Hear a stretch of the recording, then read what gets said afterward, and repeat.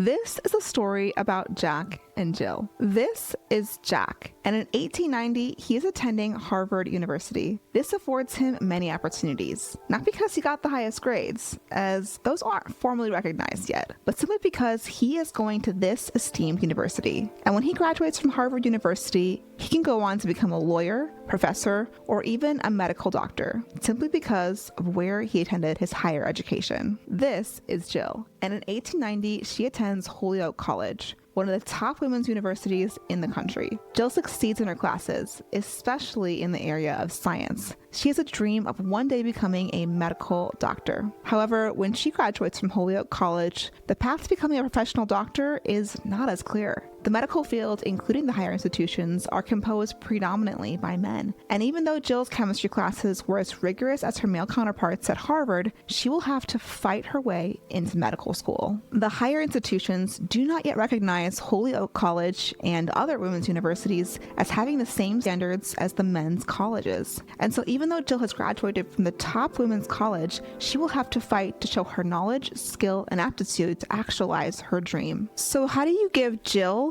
the same opportunities as Jack? How do you demand equity in a world that is so set against it? Well, in 1897, Holyoke College tried something new, something that would prove the rigor of their curriculum and the competency of their female students, giving their graduates the best chance at competing in the male-dominated fields they wanted to participate in. And it is this change, this choice, that would change education forever.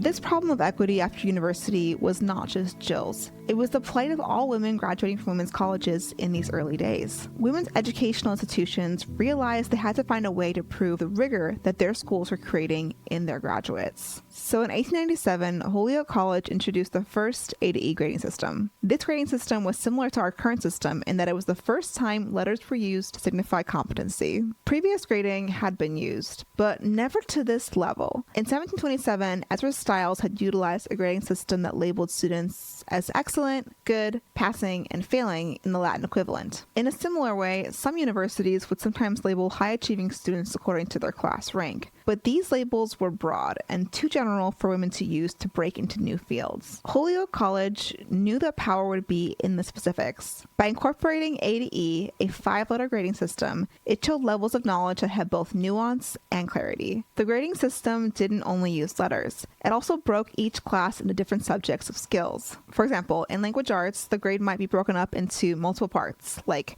recitation, written work, examination, and conduct. Comments were also added to the report card for more clarity on a person's skill level. The solution of using grades to support respect for women's competency did something that created change. It made the invisible visible. Society could no longer say women's colleges were inferior without explaining why. It left documentation for a woman to show future employers that they had achieved top marks in classes required for further education. These grades allowed women to show that their knowledge was real and valuable as they moved into the world.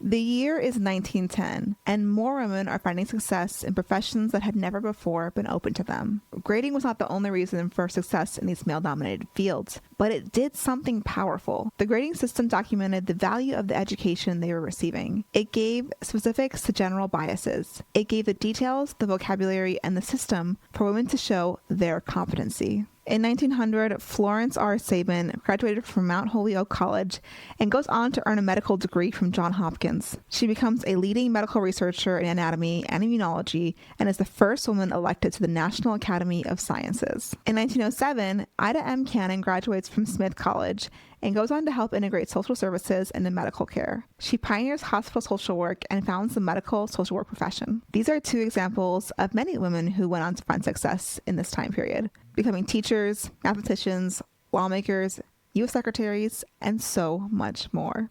It's easy to forget that these women were entering professional fields before they even had a right to vote. Women's suffrage didn't happen until 1920. These women were proving their worth with the help of the grading documents before they could even influence the politics that were directly affecting their lives. And by the 1920s, most male universities had also begun adopting the grading systems as well, because now they had to prove their merit too. When I first began researching about how grades began, I came in with a bit of a negative perspective. As a teacher, I have mixed feelings about the current usefulness of grades in the modern classroom, and I kind of thought I would find some kind of nefarious reason to their beginning. However, as I dug deeper, I found it amazing that grading was initially brought in to be an equalizer. It was brought in to give women the standards to show that they deserve to be included. And it was this grading system that gave them leverage to work and be respected in the world. As with many other topics I explore, I find it interesting that the origins of why things began in education sometimes don't match the reality of the current world we teach in. While grades were initially created for equality, it seems grades don't always have that same intended effect 130 years later. As a teacher today, I see grades at times can inhibit students from actually wanting to learn. When given an assignment or task, students sometimes will ask me, will this be a grade? Learning is at times done in order to get an extrinsic grade rather than for the joy or pleasure of actually thinking more critically or seeing the world differently. And I think we've evolved after 130 years when it comes to grading. In 1890, grades were needed for clarity to show value to a group that needed to earn respect. But it's the year 2026, and maybe we can reevaluate the purpose of grades and how to make them work for the 21st century student. In fact, I think if we were talking to those women at Holyoke College who started this grading system so many years ago, they would encourage us to do so. Have grades outlived their usefulness? How do we use grading to better our students, to encourage life learners and critical thinkers? If grades can be created, can they also be changed? Or maybe we can adopt a new system altogether.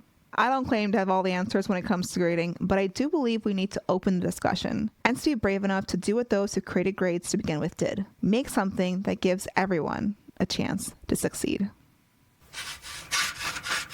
Thanks for watching Educator University. I'm Annie, and if you like this video, then you're going to love this one.